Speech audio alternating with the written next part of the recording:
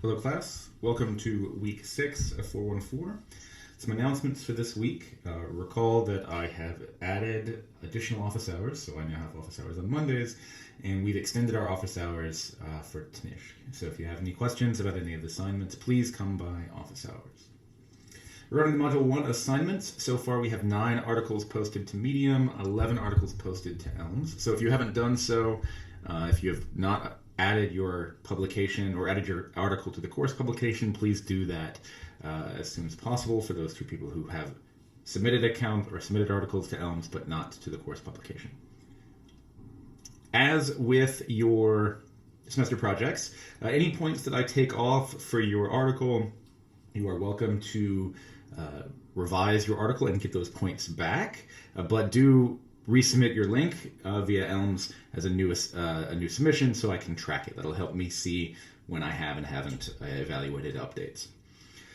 Regarding the articles that have been posted so far, if you look at the statistics from the course publication, you can see that people are reading these articles. So a number of the articles have tens of people who have viewed them and read them. Articles that have been viewed, most of them have been read, so you can check that out. Know that people are looking at your work. That said, do name your article something descriptive. Don't do assignment 1 or assignment 1 module 1.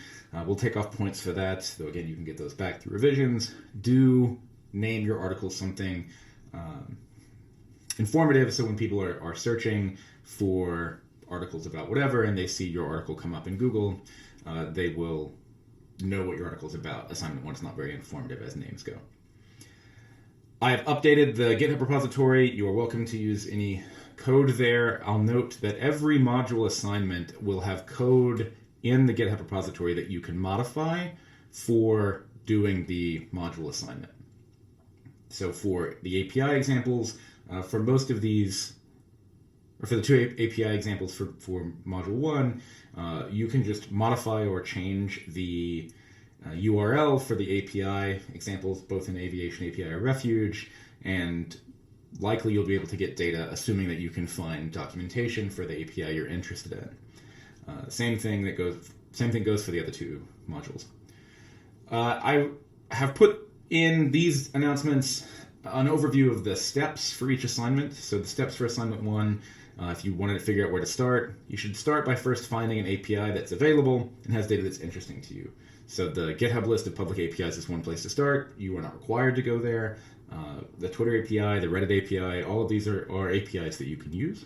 So that's step 1, find a source of data. Step 2 is to read the documentations for your API, or read the documentation for that API. So most APIs will have some documentation about what the endpoints are, what the parameters are, if there's rate limits, these kinds of things, or if there's a wrapper library available to you.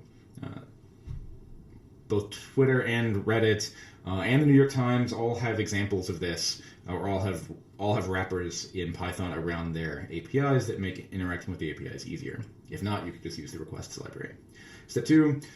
Step 3, if in Python, you can either install the wrapper API or the wrapper for the API. Most of the documentation for wrapper libraries have directions on how to install them, or you can use the library requests directly. This is the examples that I have. If you're using requests, the next step really is to just call requests.get using the API and its endpoint. If you have any parameters to set, so if you're doing searches or you want a specific number of results per page or something like that, you could set them in the parameter dictionary, and you make the query. And you'll get a response back, and then using the response value, you can call .json or .content or .status code to check what if the API call was successful. .content gives you back the content directly as bytes, and .json converts the content into JSON, which is likely what you can expect if you're working with some RESTful API. So those are all the steps for doing assignment 1 to get the data. Then the last bit is to explore it in some way, either through counting or visualization, whatever you want to do. Part of the reason why I don't go very deeply into the implementations for these things is most of this content, or most of these libraries, have good examples on them or on their website. So like the requests library has examples or has quick start guides on how to use them to connect to some API. Like here, the request API or the requests library has their example for GitHub. We'll show some other examples in a few minutes. All right, so that's it for Module 1.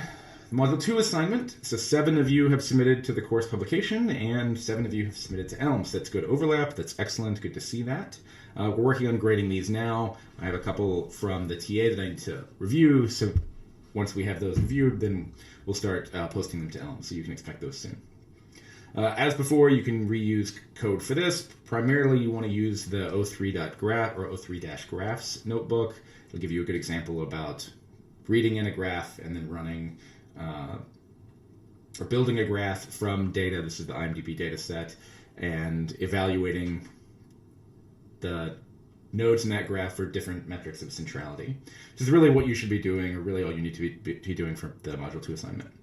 Because the steps here: collect some graph-like data, some set of data that has clear analog for nodes and edges. These could be nodes for websites and edges as links between websites, or nodes as people in a network or in Twitter, and edges are retweets. Or nodes could be users on Reddit or subreddits on Reddit, and links might be whether somebody has commented on somebody else's post or replied to someone, or an individual posting across multiple subreddits. Examples like that. So that's step 1, find data that is amenable to some sort of network analysis, or where you can see some idea of nodes and edges. Then you want to read that data in using just straight file open and .read, or using pandas or some other library that you want. Pandas is pretty easy for this. And then you can use the NetworkX library to create the graph. So this is easy. You just import NetworkX, and then you call it nx.graph to create an undirected graph. Then, given your data, you can iterate through all of the edges. So say you have a CSV file that represents an edge list. You can iterate through the rows of that CSV file through pandas. For every edge, you just add that edge to the graph via .addEdge with the 2 nodes who are participating in that edge, v1 and v2 here. And then you can use the NetworkX library that has a bunch of these centrality metrics built in to evaluate importance. So that last step is the crux of what you want to do for step 2, or for assignment 2 rather, is to identify nodes in the graph and then rank them according to some importance metric, that is some centrality metric, where you've described why that centrality metric is useful for your particular question. Again, NetworkX has a nice tutorial for this where you can read in. It'll show you how to create a graph and read some content into it, or add nodes to it, and then do some evaluation on it. The PageRank function is a relatively straightforward function where you give it some graph, either a directed or undirected graph, and it will give you back the ranks for nodes in that graph. So it's a very straightforward function to get you back at least some insight for PageRank-based centrality metrics, if that's how you're going to use importance. Module 3, so remember Module 3 is due next week. So Module 3 is about evaluating similarity across items in a data set. The main thing is to, given some set of query entities, evaluate the top 10 most similar elements to those query entities. You need to be talking about what features you're using for similarity. So in the IMDb data set, your movies are your element or your samples, and your features are actors who are in them. You could transpose that and do actors as your elements or your samples, and movies that they've been in as your features. That's totally possible as well, but you need to describe what constitutes the feature set. Is it the users in a graph? Is it the words in a document? Are they other pages on the internet? You need to just explain what those features are, and then identify which similarity metric you're going to use. Is it Euclidean similarity or Euclidean distance? Is it cosine similarity? You need to be explicit. Once you've done that, for each one of your query entities, you identify the top 10 most similar items to that, and you should have a list of 30 separate items. There'll be some overlap here, potentially, but that's what you need to have. 3 sets of 10 items apiece, where each item or each set of 10 is the most similar items to your query entity.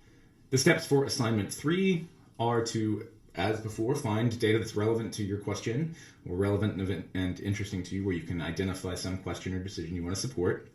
You read your data in via Python, same kind of approach using pandas or some read function. Pandas is probably the easiest thing to do here.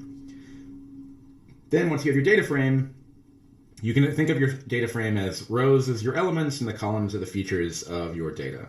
And what I want you to do is select some row from your data set, that's your query item, and you can evaluate or use the sklearn's distance metrics to evaluate the similarity between that query item and all other items in the data set. So for pandas, this may look like comparing the data frame, all the elements in the data frame to the row or some particular row that is your query item. So here in the second to last bullet where we have dist.pairwise, that's a function from the distance metric for sklearn that says give me the pairwise distances between everything in this first argument versus everything in this second argument. The first argument, df, is your data frame. It contains all your data. And df.iloc, iloc stands for the location at this index. We'll give you the row here at row 1, so that's a single element. And dist.pairwise will give you the pairwise similarity between everything in your data set to this one item, df.iloc. So once you have that, the result from that dist.pairwise function, you can sort them and get the 10 most similar items here, or the lowest distance items here. You want to repeat these last 3 steps 3 times, once for each of your 3 query items, and that's really all you have to do. The distance metric library, or the distance metric class in sklearn has good documentation. Here's the example where you can just call dist.pairwise on some multi-dimensional array, and you get back a list of distances that you can use as your similarity metric. That's all you need to do here. Again, there is a notebook in GitHub, 01-similarity, that has some examples on how to do this using the IMDb dataset, and you can reuse that code and modify it as you need. That's it for the module assignments. The next thing to talk about briefly is the semester project. You have feedback available from your project proposals. The next item due in your semester project is your data collection report. So that's due on March 9th. So if you have any revisions to make to your project proposal, you should do that now or have that done by March 9th, which is next week. Because that's when, like I said, your data collection report will be due, where you need to show that you've made some progress in collecting data for your project. For the course survey, so recall last week I put out a course survey for improving the class. I want to go through briefly the responses I've gotten so far. I've gotten 9 responses. There are a few main themes, 2 of the main themes, and then a few other points that I'll respond to. But the 2 main themes are about too few programming examples and a disconnect between the lecture and the assignments. And the other 3 things that I'll respond to are module assignments, and clarifying what's expected, concerns about grades, and then special access for APIs, because a couple of students have asked about this. First, for the too few programming assignments point. So this is totally fair. That's on me. I'm working with the TA to address this point. So we'll have some more examples up. We'll have walkthroughs and guides for the examples that you need for each module assignment. There'll be a separate video for each one that takes you through here's what you need to do, or here's what each line of this code does, and here's how you can modify it for your module assignment. So we're working on that, and I've put in some extra credit to try and get or incentivize people to share their own examples or examples and resources they've found. So we're working on that. The second thing, disconnect between the lecture and the assignments. So this is kind of by design, actually. The way I had originally envisioned the class, since this class isn't about, at least as I view it, this class is not about learning to program. This class is about learning the concepts of data science. So the concept of distance and how we might measure it, the concept or the construct of graphs and network analysis. When we talk about supervised and unsupervised learning, this is a machine learning question. So unsupervised learning is when we don't have labels. We don't necessarily know what the outcome is. We're not evaluating based on outcome. Supervised learning is where we do know something about the labels that we're trying to predict or recover, and we're doing evaluation there. So I'm not interested, or wasn't initially building the class with the idea of teaching you how to implement those things. My goal is to teach you the concepts for those things, and then The implementation can come after that, because originally I had thought that the class didn't require Python or did not need to be in Python specifically. So now I'm sort of rethinking that. The main point, though, is I don't expect you to re-implement any of the data science techniques that we talk about in this class. No one is going to call upon you to implement support vector machines from scratch or linear regression from scratch. In some of the examples I show you, like the examples for min hashing and locality sensitive hashing, I do have examples about how that works that are kind of from scratch. But generally, like, libraries exist to help you do these things.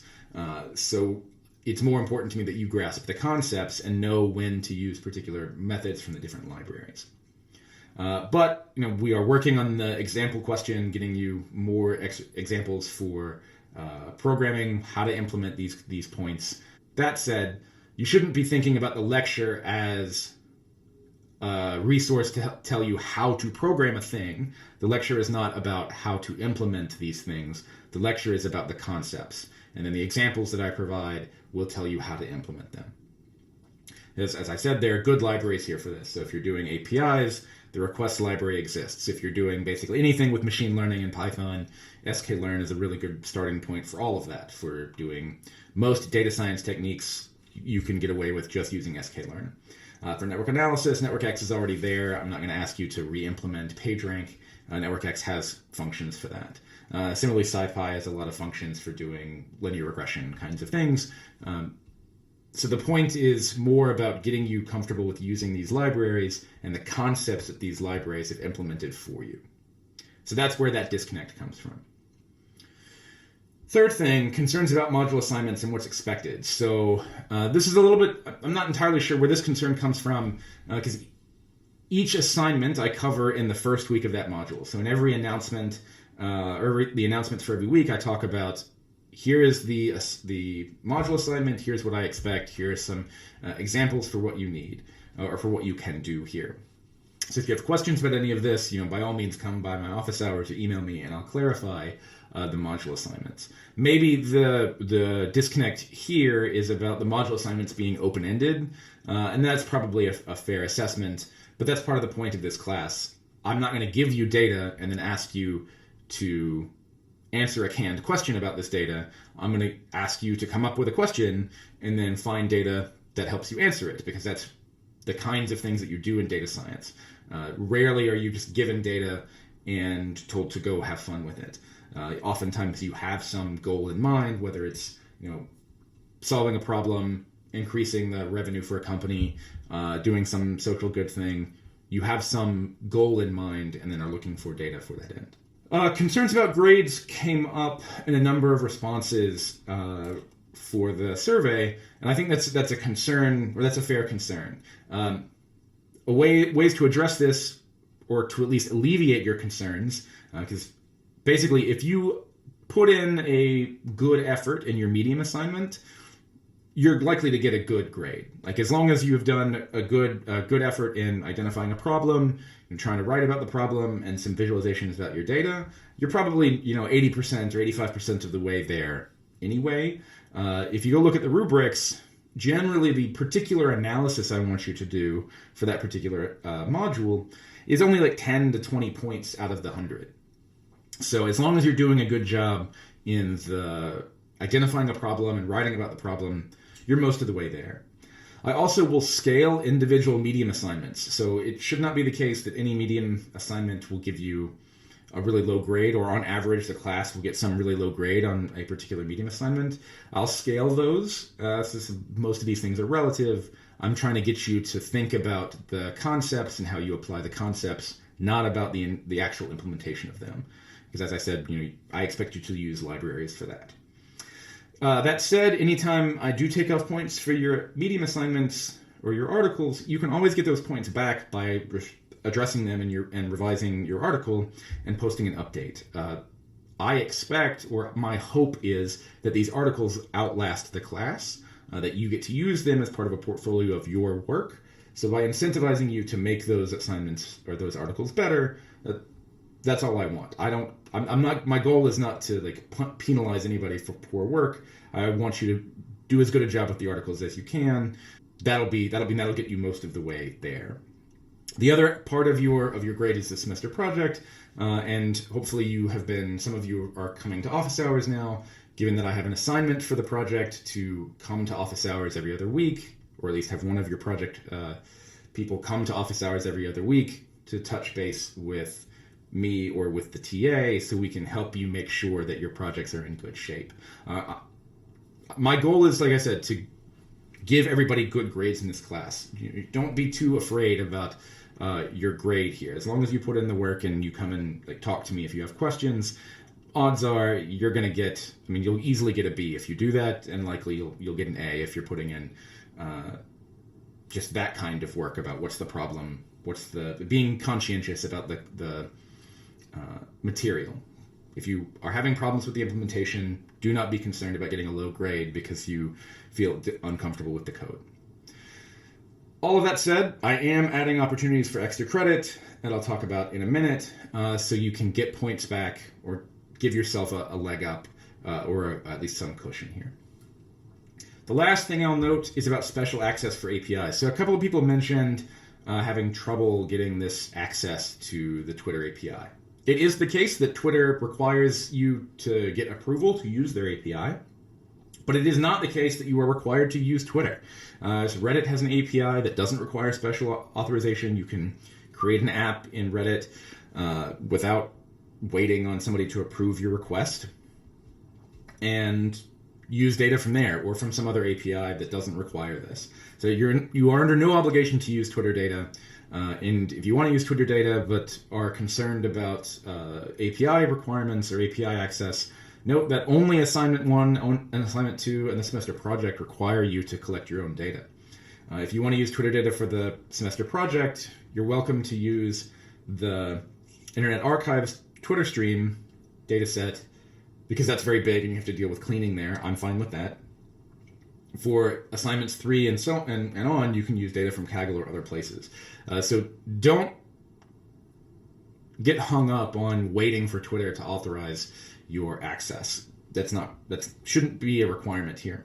If you have some real question, like you're really motivated to use Twitter and you're waiting on that, do let me know and we can work together on how to address this problem. All right, so those are the main themes that come up in the survey. I'll post the raw results for the survey so you can check them out on your own.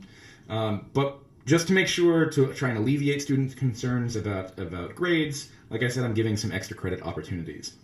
The first one is about sharing resources. So as you work on the Medium assignments, if there's a particular resource or set of resources, either YouTube videos or other Medium posts or how-to guides that you find online, I encourage you to share those resources in the discussion forum for that particular module. If you share those resources, I'll just give you 5 points for sharing those resources, and then to sort of incentivize you to do a good job explaining what the resource is for, how it's useful, what you learned from it. I'll give you an extra point for every person who likes your shared resource in that module. There are like 50 people in the class, so that's a substantial amount of points that you can get back just by sharing these resources. Relatedly, since I don't require you to post the code, every piece of code in your module assignments, it could be useful for you to actually have a video that walks through how you implemented that code. That's a good way actually to get more engagement in your Medium posts, because you can have your post and the analysis and then a link to the video that describes how you did this. If you want to do that, if you want to put together one of these videos where you go through, block by block or line by line of your code and explain how you did this thing, I'll give you 50 points just for that. So that's essentially equivalent to half of an assignment just by putting together one of these videos, because I expect that it is a non-trivial amount of effort to do this, but it's a good supplement to your articles, and you can do this for every module if you like. So this is a good way to get extra credit and get resources together for your fellow students and to build your own portfolio of content that you can share outside of this class. So those are the two main ways you can get points back. All right, examples that I will provide. So one of the questions I asked in the survey is, do people want more exercises? So the answer seemed to be not really. So instead, you should think about what I call exercises really as examples, because I give you the code on how to do these things. And really what you should think about this is I'm going to give you some prompt with some shared data that everybody has access to and ask you to do some analysis on it, but the code will be posted for it so you can see how I have solved this problem. So there are a couple of exercises / examples for this module. Finding similar movies, which I think we talked about last week.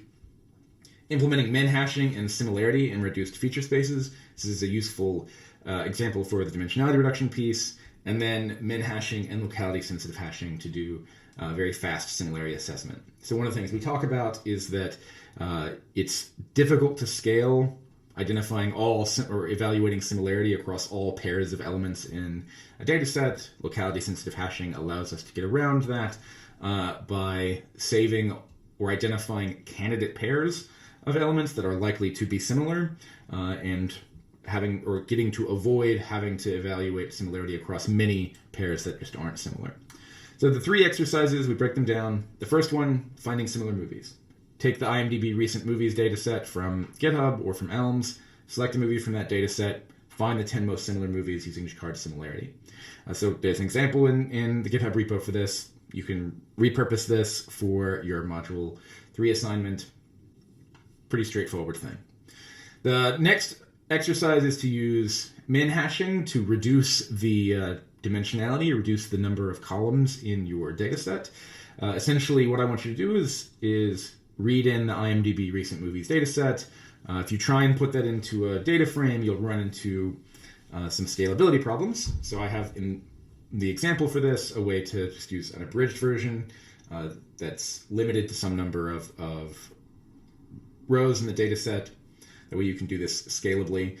And what I want you to do is explore using the min hash signature generation mechanism, where you use hash functions to reorder or permute the order of elements, or permute the order of the features in the data set, and identify the first feature, the first column that's going to be a non-zero element in this permuted space. If you can do that with 10 different hash functions, you'll see that you can get some estimate for Jacquard similarity using this much reduced feature space. And the example I have lets you rebuild this min hash structure using 32, 64, 128 different hash functions, or some arbitrary number that you want. Here, this last line about rebuilding this signature matrix using different numbers of hash functions is to demonstrate to you that the more hash functions you use, the better estimate you get about Jacquard similarity, because recall the min hash signature doesn't give you the exact Jacquard similarity back. It gives you some close estimate or some approximation. Now, I have the min hash example because it's informative or a good starting point for locality sensitive hashing, which is the last exercise here. Essentially, what I want you to do, or this exercise is about taking the data set from the IMDb data set, applying min hash to it to go from however many movies you have by however many actors in your abridged set, say it's 20,000 or so, down to, for example, 16. So we have however many movies we have, however many rows, by 16 columns, where these columns represent our min hash signatures. And then we can use locality sensitive hashing to construct candidate pairs from this data set relatively easily by just building these bands, or rather these rows across this signature, in hashing those to a hash table and looking for points or movies that collide in that hash table. The example that I provide for this actually stores that hash table to disk, so then you can read that hash table back in and quickly assess whether two movies are similar, or find all the potentially similar movies to a given movie much faster than reading in the whole data set and rebuilding the similarity matrix every time. So that's really the example here. That's really what I want you to see, is that by building this locality sensitive hashing construct, you can save that to memory and very quickly do these similar pair assessments without having to reread all the data and rebuild the structure. So if you're somebody like Amazon, you want to be able to support these rapid similar similar item queries, so you can suggest or recommend new items very fast in a very fast manner. All the exercises have their solutions already in GitHub. You can see how we've done that. This week, we'll talk about two main things. First is defining the connection between latent factors and dimensionality reduction.